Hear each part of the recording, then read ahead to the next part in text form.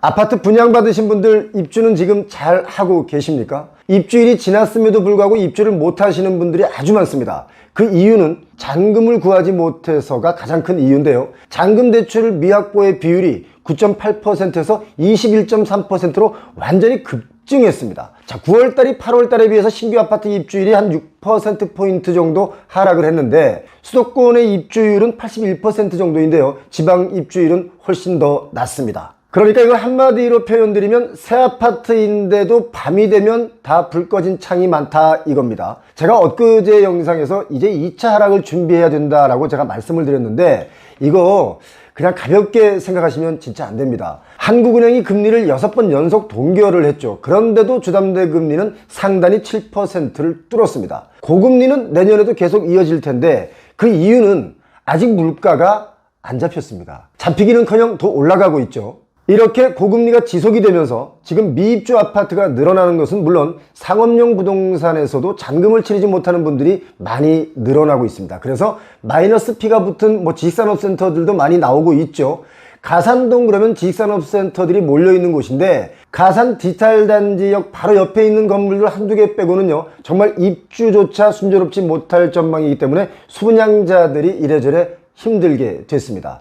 우리나라 기준금리가 6번 동결을 했는데요. 주담대 금리는 그럼 왜 올라갈까요? 그 이유는 아주 간단합니다. 미국이 아직 긴축을 풀지 않고 있고 또 미국발 긴축 장기화 여파로 인해서 금융채 같은 시장금리가 들썩이면서 시중은행 주택담보대출 최고금리가 이제 9개월 만에 다시 연 7%를 넘어섰고 어쩌면 연말 되면 8%도 뚫을 것이다 라고 하는 전망들이 쏟아져 나오고 있습니다. 이게 불과 1, 2년 전만 해도 연 2, 3%대 금리였는데 이런 저금리 때와는 정말 비교하면 안 됩니다. 빚 부담이 어느새 2배 이상 불어난 분들이 적지 않습니다. 1, 2년 전 금리가 본격적으로 오르기 전에 3억 원을 연 3.5%의 금리로 대출 받았다라고 가정하면 대출 초기 월 이자 부담이 한 87만 원 정도 나오는데 이걸 원리금까지 합치면 116만 원 정도 내야 됩니다. 대출금리가 현재 은행 최고 수준인 7.13%로 오르면 여기에 해당이 되면 초기 월 이자가 178만 원입니다. 2배가량 늘어나죠. 원리금까지 더하면 은행에 매월 190만 원 이상 갚아야 됩니다. 자, 내가 받은 월급의 대부분을 고스란히 은행에 내야 되는 거죠. 그런데 만약에 10억짜리 아파트를 7억을 주고 3억을 빌려서 샀다면 이렇지만 영끌을 해서 12억짜리 아파트를 5억 대출로 샀다면 월급을 그야말로 다 갖다 바쳐야 될 수도 있습니다. 요즘 서울, 경기 수도권의 아파트들의 분양가가 12억 넘는 곳이 허다해지고 있지 않습니까? 자, 이렇게 우려가 현실로 우리에게 목을 조여오고 있습니다. 여기서 문제는 국민들의 빚이 자꾸 늘어나는 이것을 막기 위해서 금리를 더 올려야 되지만 이걸 못 올립니다. 일단 경기가 많이 위축되어 있기 때문에 소비가 많이 줄었죠. 또 금융당국에서 가장 염려하는 부동산 PF 대출이 부실해지면서 이런 것이 염려되니까 금리를 더 못 올리고 있습니다.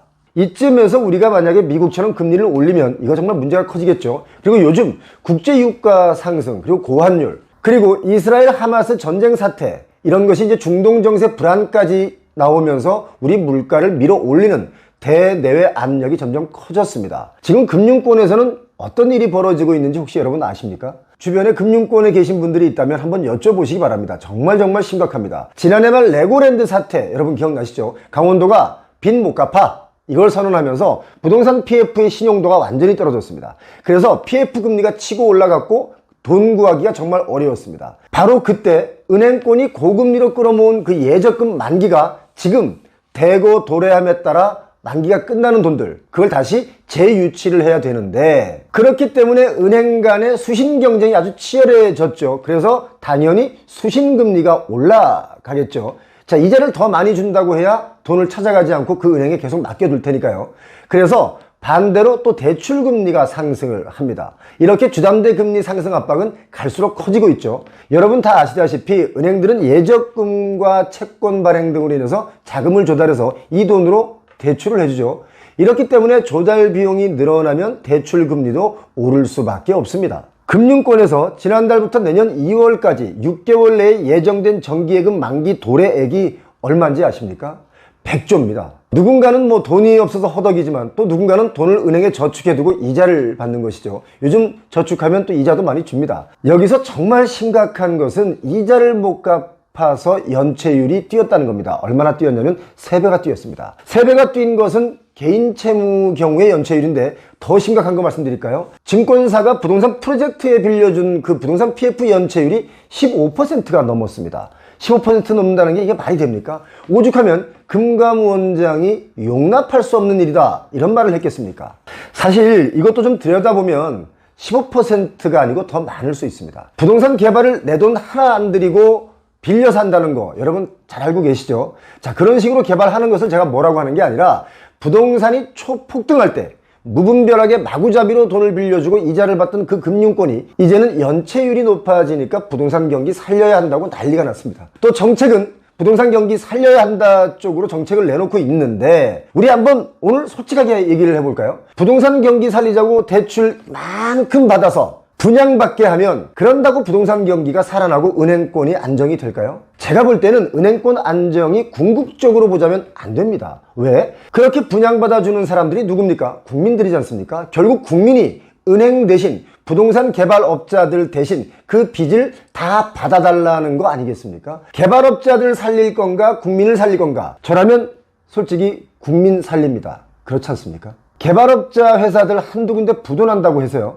또 그리고 은행권 한두 군데 부도난다고 해서 나라 망하지 않습니다. 하지만 국민이 망하면 나라도 망합니다. 안 그렇습니까? 왜 이렇게 말하는 관료들은 없는지 제가 보기엔 좀 답답합니다. 제가 무식해서 그렇습니까? 한번 좀 가르쳐 주시기 바랍니다. 지금 준공이 나고도 불 꺼진 상업용 건물들, 아파트들이 아주 많습니다. 분양은 완판이 됐으니까 시행사 입장에서는 돈을 벌었죠. 또 그 돈 가지고 다른 땅을 사서 개발을 준비하겠지만 그거 분양받는 분들은 공실 상태로 가면서 은행 이자에 또 관리비를 내야 되니까 정말 죽어나갈 판입니다. 입지에 따라 건물 용도에 따라 아마도 큰 폭의 가격 조정은 불가피하다. 저는 그렇게 봅니다. 지금 어느 아파트는 최고가를 찍었다 이런 뉴스들이 나오는데요. 그렇게 최고가를 찍는 그 아파트들도 경매로 나오는 경우가 많습니다. 여러분, 호가 장난 그리고 부동산으로 장난치는 사람들의 가짜 뉴스를 믿지 마시기 바랍니다.